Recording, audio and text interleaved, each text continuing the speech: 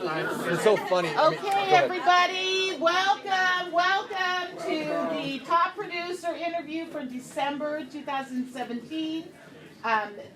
For November 2017. This is the final one of the year. We've had a great year of lots of top producers, and I'm so excited that our final one is with our operating principal and broker, Mark Von Kaenel.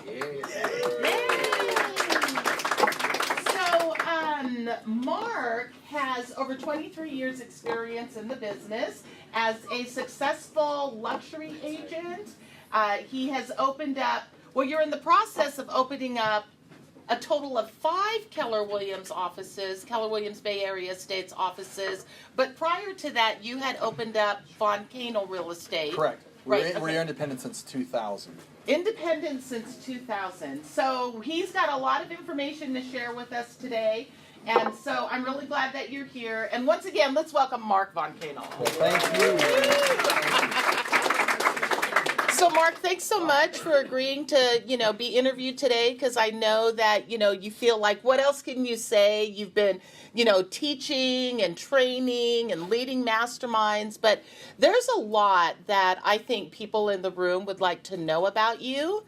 So, why don't we start off with some questions from people in the room? Does that sound good? And then we can go into other focus ones. I'm surprised you filled the room so well. I thought you guys hear me talk all the time, that enough's enough. Yeah. Yeah, open it up. Okay, great. So I'm curious, does anybody have any burning questions that they want to know right off the top of their head? Absolutely not. There you go. Wait till afterwards. No, right? There we go. Mark Viano. So how do you market your real estate business? Geographical farming is what I've always been. I'm, as you, Mark, I'm still, just go back to the simple basics. Geographical farming represents 25% of my business, 50% comes from my database, and then 25% comes from my property management company that we started back in '95. So just simple. How do you stay in touch with your database? Huh? Yeah, what's that?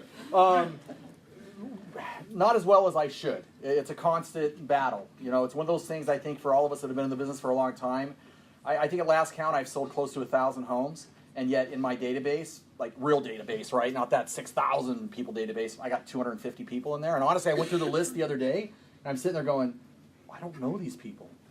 So if I can give anything that, especially newer agents or older agents too, focus on that database, because ultimately that's going to be your gold mine, and that's going to protect any of the disruptors that are coming into our business, because it's a relationship business. So ensuring that you're figuring out the best way to tap into the database. How we do it, we do everything we push out, so like just listed, just sold cards, my database gets a copy of that.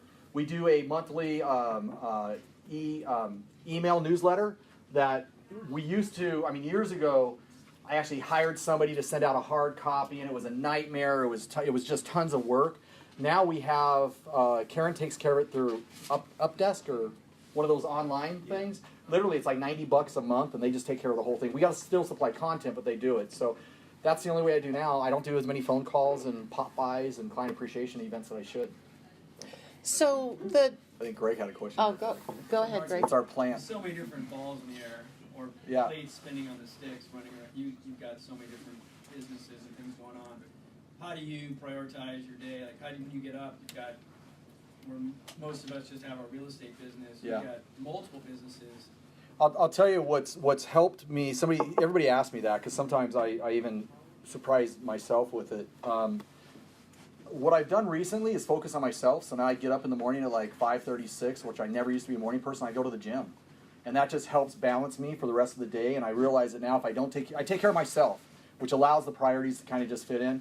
And I've realized that no matter what happens, the sky's not going to fall, right? Ultimately, it's about your health, your family health. It's those type of things. Having a deal fall through, it might sting a little bit, especially if you don't have the money, but life isn't going to end. So I think it's having a mind shift of understanding the importance of those priorities. So, whatever comes across my desk, I deal with it at the time. I learn not to procrastinate and just jump on the things that happen to be the priority at the time. And priorities change throughout the day. But it's a mind shift on how to focus on those priorities and not let them control your day as much as possible. Does that answer the question, I think? So there's a very popular book out, and a lot of people are practicing it. It's called The Miracle Morning. Have you heard of it? I have not. No? Okay, so the preface is that you wake up early and you you do things in the morning to take care of yourself so that you're focusing on yourself, Yeah. mentally, Makes sense. physically, spiritually. So when you're exercising and, that's taking care of yourself, and I know that I've seen that you put yourself on a, where you were posting videos about your challenge that you were doing. Are you Right. still doing that? Not posting as much because there's a lot of pressure when so now I'm waiting until the end of it. But I'm still going through the efforts, and yeah, I'll be able to put out some updates out there soon. Okay, so Yeah, you're focusing absolutely. on, taking Yeah. care of your health.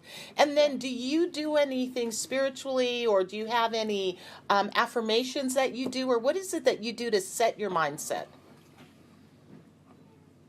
Great question, Edith. I'm not the most spiritual person in the world. I believe that life kind of just presents itself. I think when you're in this business, you kind of see that with buyers, right? Where a buyer will just be battling and battling to get that house, and then ultimately the house kind of just finds them. Mm-hmm. I think with life, it kind of does the same thing. That's just my belief with it. So I don't do the affirmations. I just go and do it. Right. Yeah, Okay. yeah. So with Keller Williams, it's all about the big why. Yep. And I know that you've told it to us before, but can you tell us again, what is your big why? What drives you to do all the amazing things that you do? I think it goes more than just KW, right? I mean, I think everybody just in life needs to have a big why. And if you're in this business, you better have a big why, because this business will chew you up and spit you out. And I think big whys change as things happen in your life and as you grow older and you're more experienced. Originally, my big why is, one of them sitting here in this room is my kids. I was a product of a single mom, absentee dad situation on welfare, and I told myself that I would make sure my kids would never have to experience what I had experienced as it. So that was the drive to ensure that whatever it took every day, I would ensure that I'm creating a better life for myself and my family. My big why's changed now because now the challenge you have when you drive yourself so hard is as you get older, you continue to drive yourself, and then one day you wake up and you got high blood pressure, you're overweight, you're like, wow, how important is all this stuff, right? So as you get older, you start kind of reflecting back and say, okay, I'm not going to necessarily take the foot off the pedal, but my big whys and priorities are going to change. Mm-hmm. So my big why now is everybody sitting in this room. It's a matter of, I love this industry, but our industry changed over the time from when we originally got in. Anybody who's been in this business 15, 20 years plus knows that. I mean, our industry used to be agent-centric. It was all about agents.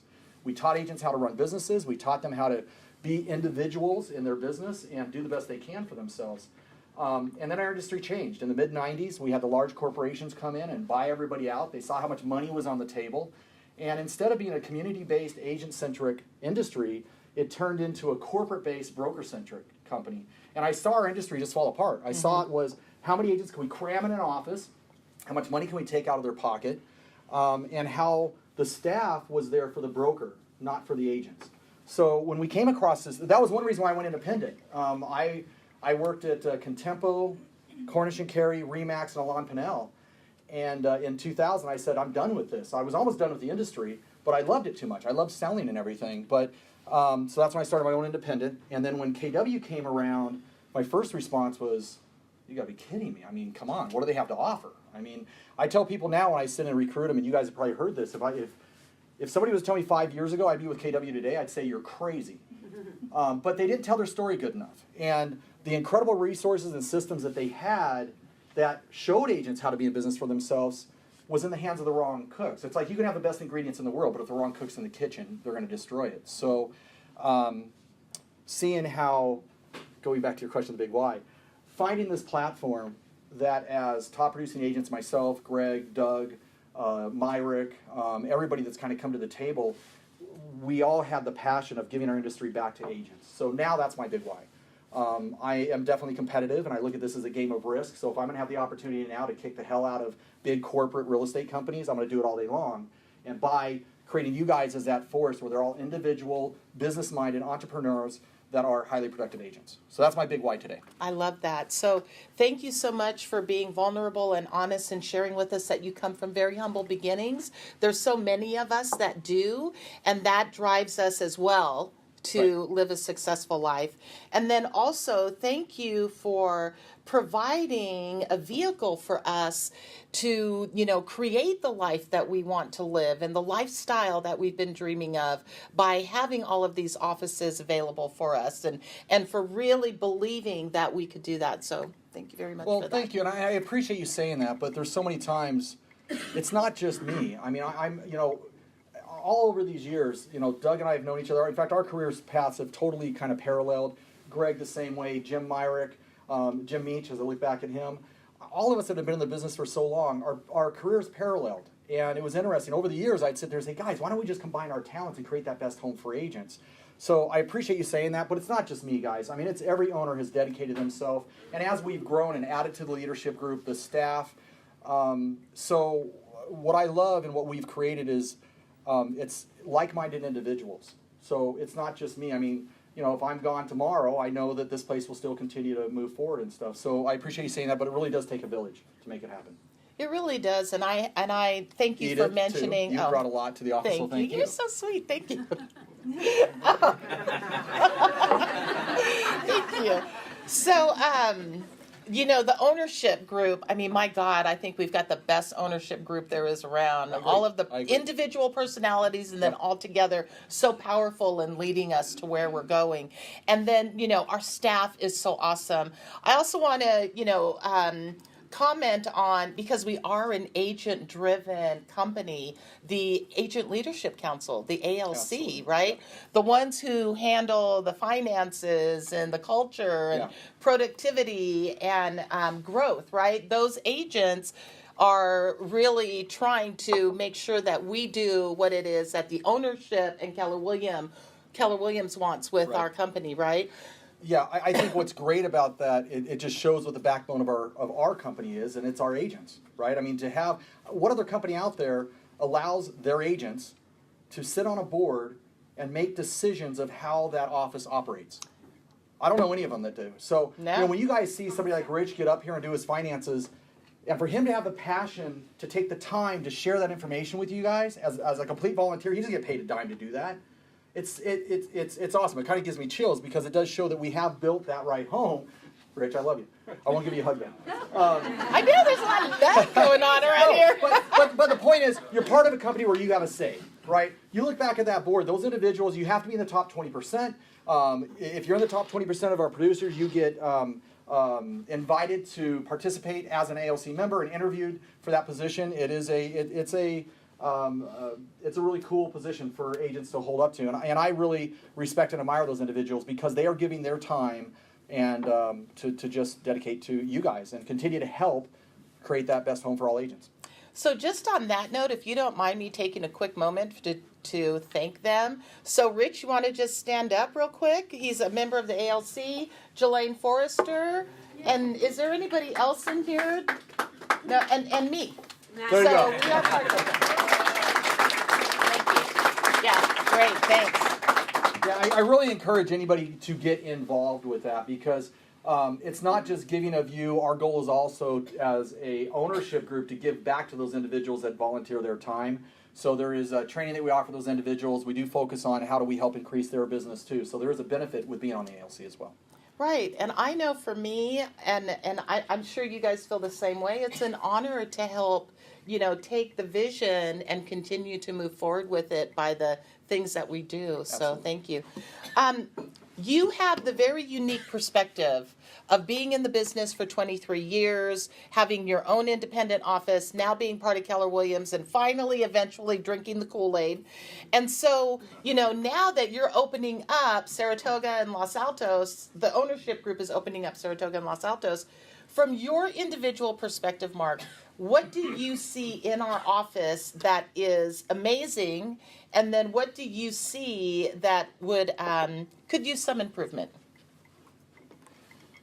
What I love about this office, and I've worked obviously for other ones as I mentioned, every office I've worked for, especially top producers, they behind closed doors. You never see them.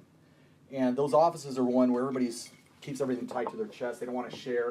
In fact, when we took over Carmel, it was interesting. We brought their entire ALC group, or their top 20%, up, and we were having lunch over at La Recanada, and we were explaining to them that, hey, we're an office that shares ideas. And several of their top producers were like, what are you talking about? I'm not going to let anybody know how I do business. So what I love about this office is that it's so eclectic.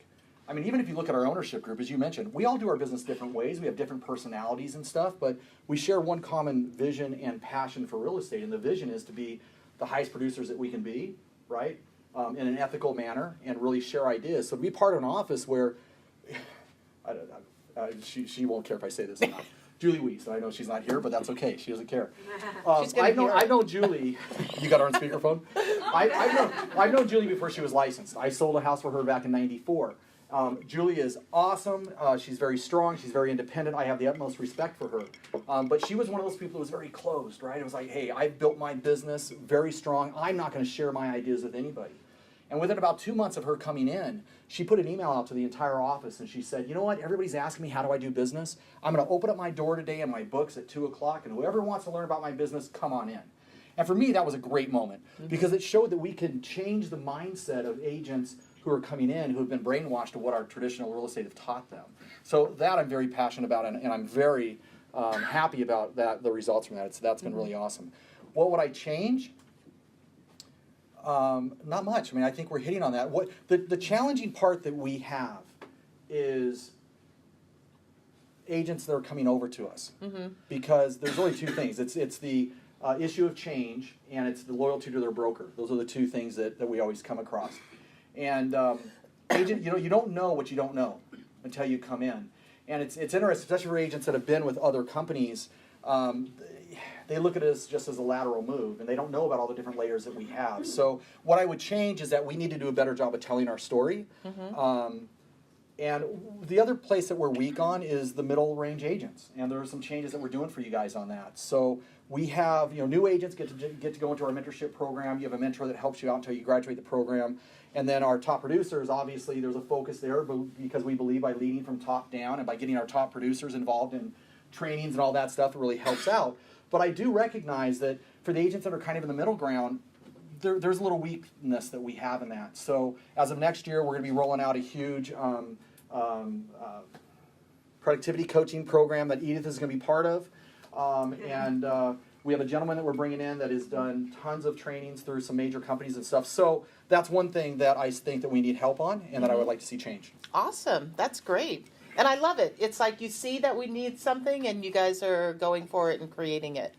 Our ultimate goal is to create the perfect house for all agents. That's wonderful. Any questions right now, you guys? No? Okay, great. I know. This is awesome. Let's see. So I have a question. Oh, Susie? So thank you so much for your tremendous transparency in what you do, because I think that I feel like you really bring your humanity to it. You're not just, I know you're exceptionally successful, but I can see your humanity as well. And I'm wondering if you could speak a little bit to, and this is super personal, so you can go or not go wherever you want, but just recently, you encountered a broken leg, and your wife underwent some pretty serious surgery. And I'm wondering if you could just tell me a little bit about how you retrench when that happens and make sure that your business continues in a way that you're satisfied with. Yeah, I had somebody ask me that question, how, was it you, Rich? Rich asked me, when you have stress, how does it show up in your body and stuff? And my response was, I'm shocked at everything that we've dealt with this year, because just in the last, I had my broken leg, which it's just a broken leg, but you don't know how grateful you are to just walk when you can't walk anymore, right? My wife has a major back surgery that we had to deal with. My father-in-law had a major heart attack with quintuple bypass or whatever. I think to Greg's question earlier, it's been my mindset that has got me through that, because something I've always lived by is it can always be worse. And you know what? Everybody has a worse story than you have. So you can sit and go cry about it in your closet, or use that for motivation to keep moving forward. So when I broke my leg, I looked at it as every day was one day closer to recovery, right? It sucked. I mean, listen, I had days when I was sitting there, not having the best day of my life, but you got to look at what the ultimate goal is. And as we get older, you start realizing that life is so short. I mean, you get to a certain age and you start going to more funerals and weddings, and I don't care how young you are. I mean, tomorrow that bus could come across and hit you. So it's how do you live your life every day that's going to be better than the day before? So again, it goes back to just the mind shift. And I go with this with like the new agents in the business. I mean, I tell agents that this is a bitch of a business, man. I can remember my first year, I would go home in tears going, what the hell am I doing to my wife? I'm driving the right car, I'm doing the open houses, I'm dressing the right part, but I'm not making any money. My first year I made like 20 grand. Wasn't enough to support kids, but you keep moving forward. Thank you. Yeah, just keep moving forward. It's the ultimate thing. When I got into this business, I never looked back. I took on this business as a career that I knew I was going to do for the rest of my life because I saw the rewards. I might not have been that agent who was doing it, but I saw agents in the office that I can reflect upon and be like, I want to be like those individuals, right? So it could happen because there's nothing that separates anybody from myself, a Greg Simpson, a Chuck Nunley, any top producers. There's nothing that separates you guys other than the drive to get your ass out there and do it every day and get beat up every day and keep pushing through it. And that's what life's all about anyways, right? I'll guarantee you, I know people in this room have a lot harder story than I do this year. So it's a matter of just moving forward. Rich. Yeah, so I know when most of us came over from different environments, the Keller Williams way, the Kool-Aid seemed very put offish, and Sure. At some point, I know I did, can something happen to make me start to believe? What point did that happen with you? It's funny that you say that because when somebody mentions that to me, I still get turned off. I hate to say it. It's like, Kool-Aid, really? Do I drink the Kool-Aid? Are you kidding me? Right. And I say that, honestly, guys, KW is it's just the vehicle we're using. That's all it is. It's not that, it's so funny when I first got talked into going to KW, I saw the systems and the models, and that's what attracted me because from an agent that had been in the business almost 20 years at that time, I saw this blueprint for agents to build $1 million a year in their business. And it's such a simple blueprint to do. That's what attracted me. And I can remember when I first got talked into going to, they call it franchise system orientation for new owners and stuff. The first day I was there, I called my wife up. Understand that KW, as much as you love it or whatever, it's a cross-section of America. So you go to Austin, you got the big hair and the red jackets and everything, and yeah, you got Kool-Aid sitting off to the side. Just kidding with that. But, I called my wife and said, get me the hell out of here. I'm not this type of person. I'm not. I just want to build a badass brokerage. That's it. To answer your question, about 1.5 years into it, so I kind of came in kicking and screaming. I mean, Myrick, who was the only person in our ownership group that had KW experience, would continue to try to throw things out at us as an ownership group. We're like, what are you talking about, dude? No, we're not doing this Kool-Aid drinking crap. We're not, profit share? We're not selling freaking vacuum cleaners, dude. Come on, man. But 1.5 years into it, I think I started getting some checks, started seeing what we were doing, and I said to myself, you know what, I got to lead by example. And I went back to family reunion with a whole different mindset. And that mindset was, we're going to buy into this. We're going to have an open mindset. We're not going to have any limiting beliefs. And I took back my assistant, Tia, at the time, who's still with me, by the way. I didn't fire her. She just works with my family. Anyways, and we went back saying, okay, we're going to go to, if for any of you haven't been to family reunion, it is 3 days of every type of training that you can think of. There's literally 20 to 30 breakout sessions every hour and a half. On everything from building a team to get into luxury real estate to things that don't even have to do with real estate. It's really cool. So we identified classes that we went to build a team. And we came back and that's when we hired, I had buyer's agents before and everything, but that's when we hired our buyer's agent and we did some other things to the team to tweak it. And that first year, that was the year my son wanted to go to a trip to Japan for 2 weeks. I never took a vacation more than 7 days. And I just said, okay, I'm going to do this. I went for 2 weeks. My team didn't call me. I kept calling them every day, and they're like, just stop, Mark. Leave us alone. And while I was gone for 2 weeks, they put $5 million into contract. That year, I think we did about $37 million in production. And guys, I'm distracted. I work maybe 10 to 15 hours a week on my business. So I saw the results, getting back to answering your question, right? This year, following those same systems, again, I'm working 10 to 15 hours a week on my business. We'll do close to $50 million this year. Wow. Nice. Now, I get a little scared with that sometimes because I'm not involved as I should be to where we could do $100 million. And that's the interesting thing with this whole model that KW throws at us is once you get bitten by the bug and you start seeing how things kind of work, you no longer think, oh, I just want to do $20 million. or 40 million. It's like, no, hell no, I want to do 100 million. And we have examples in this office constantly that do this. Ran into an agent down in Carmel yesterday. He'd been with us for 3 months. And I asked him, how are things going? He was an independent broker, and he goes, man, Marcus, things are going great. He went to Tony G's thing. He went to he came up here and did Treadheart. And he's like, you know what, I've been implementing every single thing that I've been learning. And he goes, I've picked up 6 listings just from the systems I've learned and I've implemented through you guys.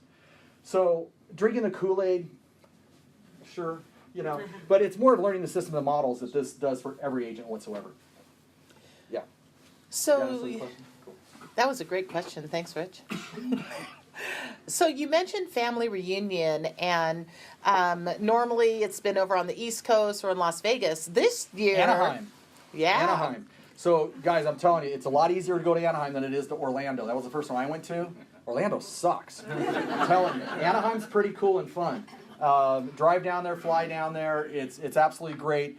It's funny. I hear agents push back because they got to pay, right? It's a huge investment in your business. And for any of you guys that have sat in any of my trainings, this is a business that you have to invest in, right? So to invest in yourself, and look at me, I came back restructuring my entire business, and I work less on my production business, and I make a crap more money by the things that I've learned at Family Reunion and Mega Camp and all those other things that we do. Mm-hmm. That's so awesome. So I'm just curious, who here is signed up to go to Family Reunion? That is so awesome. If you guys haven't researched it or considered it, you might want to consider it again. And tickets are extremely limited. They sell out every year. Right now they have released more, so I would definitely jump on it. Yeah, so what was your business before? How much were you doing? What was your productivity before you went to... I had great years. I mean, I had years 30, 40 million bucks, especially, or plus that, especially in the REO days. But were you doing more than 10, 15 hours a week? Oh God, yeah. Right. So yeah. Right. So now you've built a team, and you're only investing 10, 15 hours a week in your business. Right. And where are you going this year? What's it going to be this year? We'll be about 50 million this year. Yeah. I mean, if going to Family Reunion was the trigger that helped you get to that, you guys might want to seriously consider it. It's really fun. I've gone, and I've totally enjoyed it and learned a lot. Yeah, it's cool. Yeah. I got to tell you, that production sounds really cool, but I lose sleep every night because I know how much more money we could make if we were able to focus more on it. So. And I know my team gives me crap for that all the time. So are you competitive or just driven? Both, I guess. That's great. Okay, so getting into your business now. Thank you. Getting into your business now, you said you've only got like 250 people in your database that you really work. That's my A clients. Those are clients that I consider billboard clients. Mm-hmm. It's funny when you ask an agent how many, what's your database look like? Oh, I got 6,000. Okay. I mean, I prefer the agent that tells me I got 10. Mm-hmm. Because if you got 10 billboard clients are those clients that come hell or high water will use you no matter what. If you've got 10, that's a great start. That's an insane start. For any of you guys that have done Brian Buffini, he tells a story of a lady that came into his network with like 4 or 6 people, and she built it into $1 million business. So it's a matter of the quality that you have, not quantity. Mm-hmm. And you had said that, so when you have a coming soon or it just sold, you send them the postcards. And what do you do? Because you have really tight relationships, right, with your 250 people. Yeah. So what is it that you do to help encourage and build the business, the trust, and the referrals from their databases? Not enough. Mm-hmm. I mean, I'm a relationship type agent, right? So it's the geographical farming, and the relationships are I just continue to work on those relationships. I don't call them as much as I should, but I've set my database up to look at me as an advisor, a doctor, an attorney, whatever it is, and I tell them that. I'm here to really advise them on where to put their money to purchase that largest asset in their life. So. Facebook, social media, I do put a lot out there to kind of stay in contact and let them kind of see what my life is about. Ensuring that when we do our parties, we invite everybody to them and stuff. If you've ever been to our parties, you'll see there's lots of people there. Tons of people. Yeah. So, yeah. Oh, that's good. Just be real. You're building those relationships. I mean, that's more important in my mind. I mean, there's going to be agents in our office that sit here and say, no, go do Zillow and get your 20,000 people a month and all that stuff, but it's really, I believe that the backbone to our business is creating relationships. Because if you have relationships and you're the specialist in these neighborhoods, I don't care. There's nobody that's going to take that away from you. So that's, to me, more important than superficial type relationships. Mm-hmm. Whenever I teach a class, I always remind everyone that real estate is about relationships until it's about real estate. Yeah. And I love that Great you said point. just be yourself, right? Yeah. Just be as authentic as possible. So do a lot of your people in your database do like Tough Mudder? No. No? They live vicariously. They live vicariously. Yeah. They love watching okay. the story and stuff. Right, exactly. Yeah. So that's cool, right? It's like they get to live vicariously through you, but these are things like what areas of interest do you have that's in common with your database? You've got to be a chameleon. Mm-hmm. I learned years ago, I used to be very much of an introvert. I was not, to stand up in front of a room and talk to people, oh my God. That was crazy. I can't believe that. I know, right? But when you realize, again, going back to what the big why is and what you have to do to generate money and that this business will generate more money than you can ever think of. I don't have a college education. I didn't have a fallback career, right? And yet I make more money than buddies of mine that went to college and are doctors and attorneys and everything else, right? Mm-hmm. So what was your question? I can't remember now. Oh, what do I do? No, what do Yeah. I do? So, I did learn that in this business you have to be a chameleon. And I don't mean that from the sense that you got to bullshit people, but I opened up my mind and my life to certain things like Tough Mudder. Are you kidding me?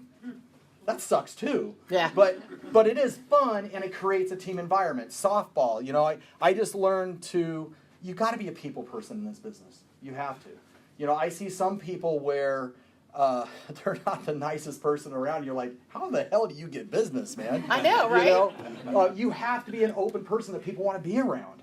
You have to. That is a part. I tell people, listen, if you're personable, you've got the right impression on people, and you learn the trade of your business, right? You will do well. You will do well, and you're a hard worker. Right. There is no get rich quick schemes in here. Right. Like you have to know real estate. Yeah, you have to know how to do it. And you have to be open with people. They have to be part of your life. Right. That's my opinion. That's how I run my business. Everybody does it differently. Mm-hmm. But I built my business on being open with people, being humble, being there for them when they need it. That's great. Yeah, and it's like, you said you have to be a chameleon. So all of us have lots of different interests. We have lots of different people that we have in our lives. Like if we have kids, then there's the parents from the sports teams. If we're interested in, I don't know, pottery, we have the group of people with pottery or the ones we go to plays with. Those are all part of being a chameleon, and all those people should be in your database, right?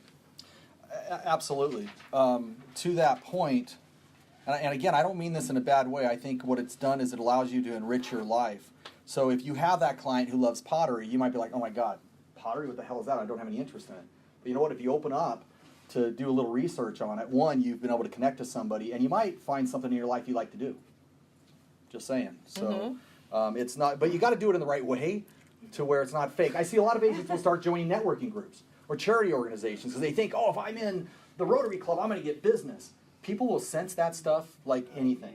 You got to follow your heart. You got to belong to something that you have a passion about, right? When I first got in the business, I joined it over in Scotts Valley. They had a thing called the Exchange Club. It wasn't a business exchange. It was a charity organization whose number one thing was prevention of child abuse.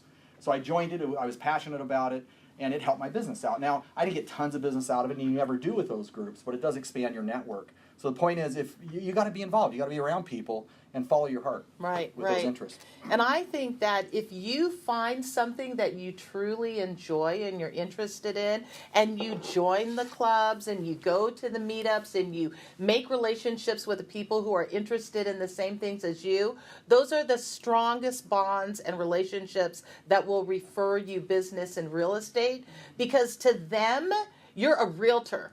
So when they refer you to someone, it's like you just got to be the best realtor that you can be, because they're coming from something else. Those are the billboard clients. Yeah, right? Absolutely. Yep. Absolutely. So, everybody comes up at a point in their life when, things seem just so hard, right? Like they get knocked down over, I don't know, losing a client, or, they've spent money on Their on last dollar on farming, right, their Yeah. last dollar on Zillow, like all of these things that they had the best intention that was going to work, but something's not working and they're getting discouraged. Did you ever have anything in your real estate career that you felt like that, but once you look back on it now, you could see how that was the stepping stone to something great? Everything you do in business makes you a better agent. Mm-hmm. And failing forward is the best way to be a good agent. Learning from your mistakes. And yeah, I've made huge mistakes. Mm-hmm. You know, big ones that I can remember early on in my career is, this is where it's interesting, where when you work in this business for the money instead of the people, you fail. And you're going to make decisions that aren't the best decisions. I've never done anything unethical, but, you know, just stupid things. Like I can remember being we were negotiating a deal, and I went ahead and submitted a counteroffer. Agent calls me back and says, well, listen, if you increase your counteroffer to X, then we can make this happen. So I went back to my clients, hey, let's change your counteroffer. And I didn't realize at the time I'm negotiating with myself. So we did that, and then ultimately they wound up getting a better offer. My client came to me and said, Mark, why did you have us write up counteroffers without even getting one from the seller, right? And it was an education in business, and that's just a small example. But that's huge. It is. It killed me for the next couple of days because I lost the deal, and I thought, well, you know, I should have listened. They were right. I should have waited for a counteroffer to come back from the sellers, renegotiate it. So I'm really glad that you talked about failure, that, you know, it's necessary to fail forward, Absolutely. right? Failure's just an event. It's not who you are. Failure is just an event that gives you the opportunity to learn a different and better way to do something. Yeah, every time, and you'll have agents where you'll lose a listing appointment, right? And they get so frustrated. It might be their friend. It might be somebody who had it locked up. I didn't have them sign a listing contract because I thought that we were solid with it, right?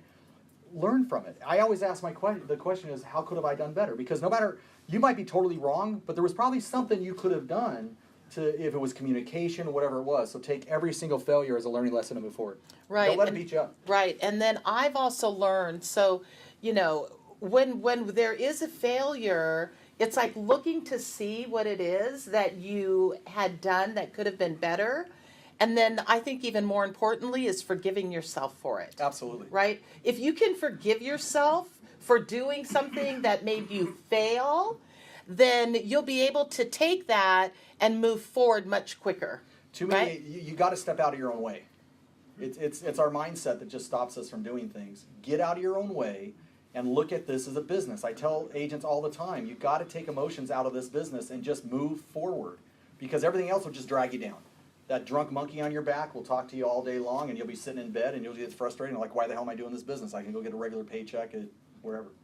Yeah, it's more like you're just, you know, just flat on the bed going, oh my God, I think right? we got some videos. Right, of that. or you can't sleep and you got the headaches Right. and you're grinding the Right. teeth and all of that I mean, stuff. once you look at this as it's a business, I'm telling you guys, your mindset will be so different. You know, especially if you've ever owned businesses, you know what I'm talking about, Jelaine. Just curious, speaking to business, where do you see our business going? There's so much noise out there and so much, you know, disruption, as you call Yeah. it. Where do you think it's going? I welcome a shift.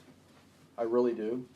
Because every time we've had this ramp up, we have all these people jumping in the business, and more so than ever because these corporations are seeing how much money is on the table. You know, I go back and forth. There's companies like Compass that are being heavily funded with hundreds of millions of dollars.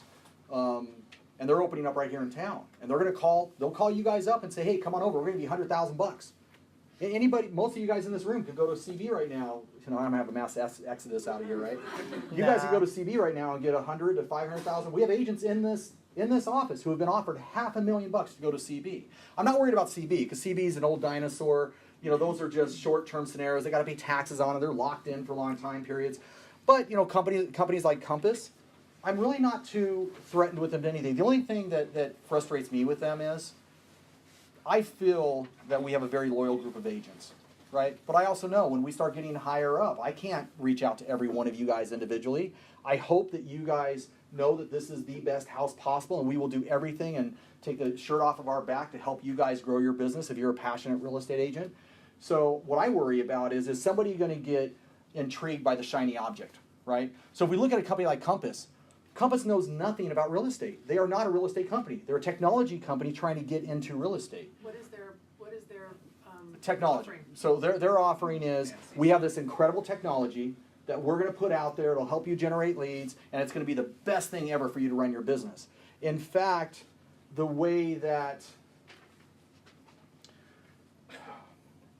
what they're trying to do is get huge adoption internally for their technology so that they can go out and sell that technology to other real estate companies that are outside of their territory. Okay? So when I see a company like that, yes, they're greatly funded and they're paying tons of money, but you also have to look at, they're also an IPO play. They're looking to eventually sell out, right? So what happens 2 to 3 years down the road? So you guys get an incredible offer. I can tell you I've had some incredible offers myself, right? Okay, I go over there. I got a little bit of money in my pocket. I got to pay half of it in taxes. What happens when there is a major shift, which there will be? And in 2 or 3 years, that company has to go back to their investors or their VC guys and say, hey guys, we're not making any profit. Can we have another $100 million bucks? It's not going to happen. So why I welcome a shift with those, we have really, right? Really? And it's like, really? You guys are really there? Again, a company that has no real estate experience whatsoever, and they're charging people flat rates to just sell their house because there's always going to be the Walmart shopper, right? There's always going to be that discount. We got them right here around us, right? And that's why I say if you focus on the relationship that you build with your clients and show what that value is to them, they're not going to go anywhere else. So I'm not really worried. Yes, am I concerned? I don't want to underestimate your enemy, right, your competition. There is a little concern about that. But I think that our model and who we are as an ownership group will surpass that. I think, I welcome a shift because this market sucks. It does. If you're a seller who paid 40 grand for your house, it's the greatest market in the world. But for agents, it sucks. It really does. I mean, it's harder for us to get business. It's harder to get buyers into contracts. So again, I welcome that shift. So I'm not worried about it, and I think that's still that mind shift. It's like, where's the positive part of it? How can we take advantage of that shift in the market? And I believe that we can continue to grow as a company because those agents who haven't joined us yet in a shift are going to be more concerned about their nickel and dimes, and we can provide them more money and better resources than where they're currently at. Can I answer the question? That's a great question. Cool. Thank you. Anybody else? Maria? I was wondering if you could add a little bit of thought and share with us. The ownership is amazing. The ALC communicating and the power of being able to communicate what they see and have that voice for the agents in an agent-centric company. What do you see in terms of every agent in the brokerage being involved and being empowered to collaborate and communicate that so that the mission is understood and everybody feels like they're a part of a common goal, in addition to the production? Yeah, listen, every agent's different. We have some agents like yourself who are very entrenched in wanting that information. And of course, for those agents who are there, I want to be there for them, and our ownership will be there. And again, we have to perfect telling our story, right? We have a great PR company right now that's starting to do that. There are going to be agents who don't care about that, right? They're going to be agents like, listen, leave me alone, just let me do my business, and I'm cool. And we're okay with that. And I'm not sure if this is answering your question, but again, what our goal is to ensure that we're the right fit for every agent out there. Period. So if it is the agent, and obviously the backbone of our company are agents, their involvement, and thank God we do have agents like yourself, Edith, Rich, Delane, and you other ones that I'm not mentioning that are really wanting to share that passion of building an incredible company.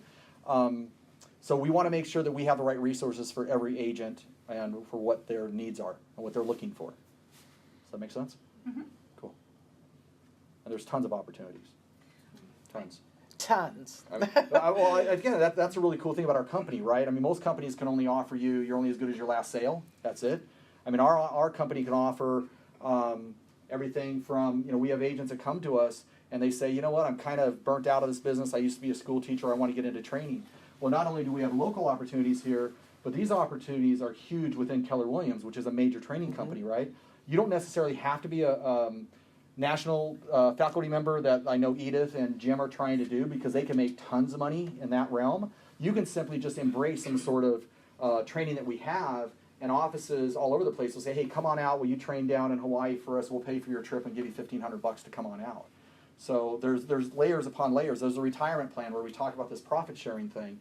I'll tell you, only 30% of our agents jump into that, but it's pretty awesome, guys. It allows you to have something that you actually have something after your last sale. So again, there's just all these different layers that we offer that we do need to do a better story of telling it, better job of telling it. So, if any of you guys are interested in training a class here at the office, there's a class. What is it called? Train the presenter that you have to take in order to train a class. But if you are interested, let Jelaine know. She's the chair for productivity. So if you let her know, then we can sign you up for that class, and then you can start coming out here and training people too. It's really fun, and we need more trainers. So kind of along those lines, what opportunities are available for you as an agent within Keller Williams? You could, become a Market Center faculty member. You could become master faculty for Keller Williams and travel nationwide. You could become what kind of, other things are there? Keller Williams has no limitation of opportunities. Mm-hmm. And I can remember when I was first sitting across the table from Rick Cunningham. Marty, how you doing? Rick had kept telling me about all these opportunities within KW, and I was one of those agents that I don't know what I didn't know, and I was like, what are you talking about? And I can't write a check off of opportunity. But once I jumped into it, to sit here today, and to your point, we now have 4 Market Center territories that have a total of about 8 different offices, and we're quickly, we are the number one growing office right now, along with Rick's group through San Francisco, Oakland. We're just taking the area by storm. I didn't understand what those opportunities were at the time. Mm-hmm. So opportunities to individual agents, it's endless, right? All the way from an OP position like myself, where you're an operating partner of an office, those are not limited to anybody. They're open. I will say that if you think about going into ownership, make sure you do it for the right reason, and it's not money. I can make a hell of a lot more money selling real estate than I do in ownership, right? So you better have a passion for what you're doing. But there's everything from training to being an investor, right, to coaching, all that wonderful stuff. Mm-hmm. Yeah. That's awesome. Building a business. I love seeing what we're really doing at a high level is really teaching agents to build their businesses, right, to where they can actually walk away from their business, or they can go on a trip to Japan for 2 weeks and actually have their business still run for them. So those type of things are really cool. Mm-hmm. So that's one of the things about becoming an individual, independent, entrepreneurial agent into a purposeful, building business with intention. Yeah, know what you want. Right? Know what it is that you want. Yeah. So how do you help people shift that mindset to becoming entrepreneurial to purposeful? I have Edith train a class. There you go. It's really finding, it's what we've talked about. Finding your big why, what drives you every day, what gets you out of bed. Really, what's that end-all goal? Too many agents focus on that annual goal, and they don't look at the 5-year plan. They don't look at the 10-year plan, especially new agents, right? You get a 24-year-old in this business, and it's like, I just want to get through the next year, right? I want to make my first 6 sales. Well, if I had the mindset of where would I be 20 years from now, I'm very happy where I'm at, but I'm just saying, if you take those bigger goals and push them out 5-10 years, I'm going to tell you guys, it goes a lot faster than you think.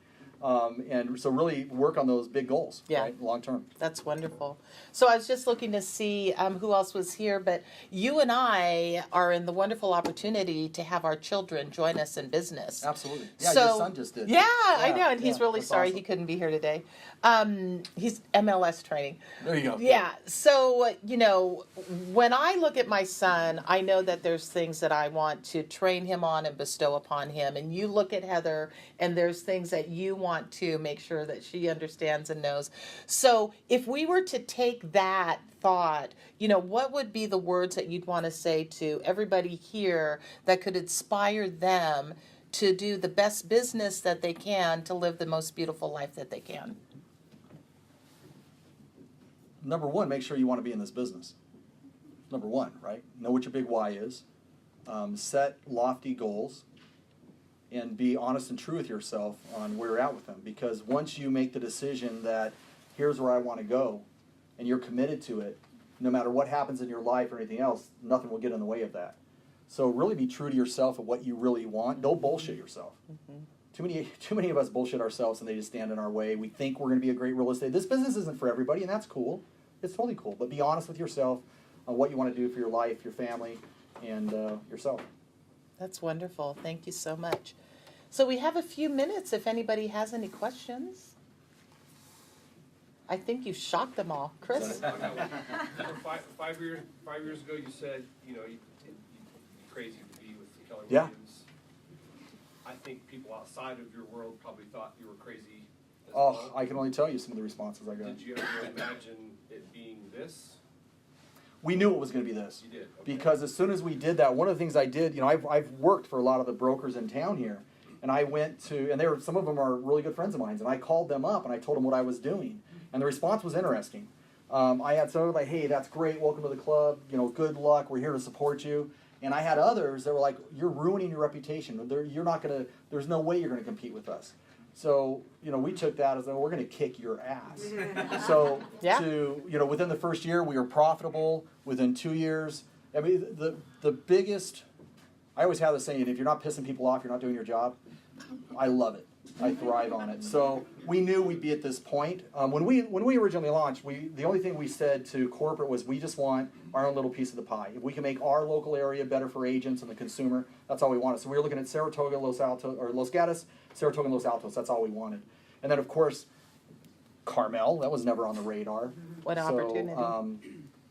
I had a limited mindset though too. I was like, are we ever going to get past 100 agents? Wow, that's a lot. How can I have an office with 100 agents? But and that's I think why every agent in this room can learn what we do as a company, right? I mean, as agents, you sit there and say, God, can I ever do 20 million? Can I ever do 10 million? Right? And then you hit 10 million. It's like, holy crap, I can do 10. Can I do 20?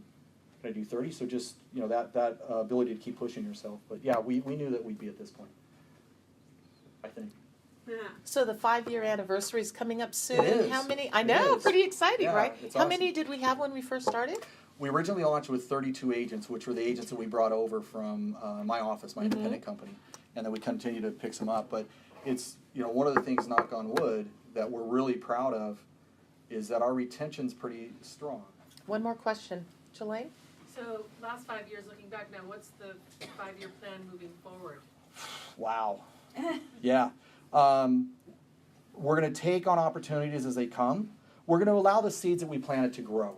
We're not going to focus so much more on, we've had some other opportunities come to us and we said no to. We've got enough on our plate right now to where now we can let these seeds grow and mature so we can really focus back on how do we continue to offer you guys the best services possible. So the next 5 years is perfecting what we've planted. Cool. Great question. Good. So I'm Edith Espinola, and I'm doing this as a member of the Productivity Committee, and the purpose of these interviews is to help, inspire you to be the best agent that you could be so that you could be the top producing agents that are representing our office and living the life of your dreams. In January, we're going to be interviewing Chris Rasmussen, our new team leader, or our new general manager. So really excited about that. So thank you very much, Mark, for everything that you do for our office, our market center, and everybody that here whose lives you touch with what your attitude is and your drive. And, thanks for being so open and honest. Well, thank you. today. Thank you. Thank all you guys. I really appreciate it. And with that, if you feel you're not getting enough attention, you can always come into my door or talk to any other owners or see Edith or anything else. All right, guys? Thank you, guys. Thank you.